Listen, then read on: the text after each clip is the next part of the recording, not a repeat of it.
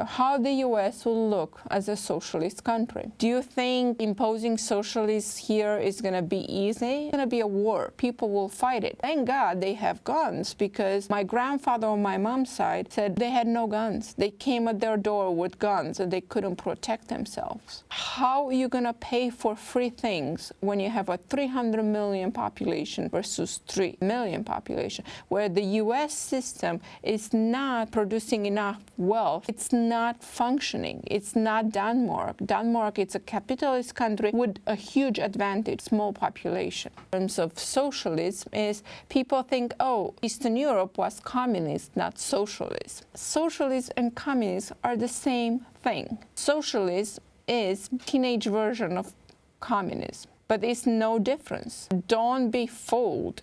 In the US, you're not going to have Denmark. You're going to have Eastern Europe. There is no way you can create a system everybody is equally poor without force, without imposing the system on people. No one will want to have socialism willingly when you know that's going to be everybody equally poor. In the US, do not believe you will get Sweden or Denmark here. This is the biggest lie right now. It's a huge lie. Sweden, Denmark, northern countries are capitalist countries with rich social systems because they can afford it. In the US, if Bernie wins and you have socialism, you'll automatically have Eastern Europe socialism. But you'll need fear. You'll need control to spread forcefully the wealth, to keep the population in check. It's not going to be all roses and butterflies and everything is going to be free. No. You'll have fear. You'll have a system that controls you.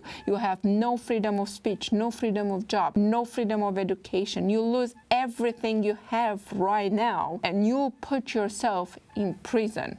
Don't be fooled about free education and free healthcare. You want better social system, it's true, but that's generated more opportunities in a capitalist system. It's not through imposing socialism in the US. That's the worst. You're gonna turn the US into the new Venezuela. Venezuela used to be a rich country. People got disappointed and they decided socialism is a good idea. Cuba, hell where they are now. I'm pretty sure they regret it.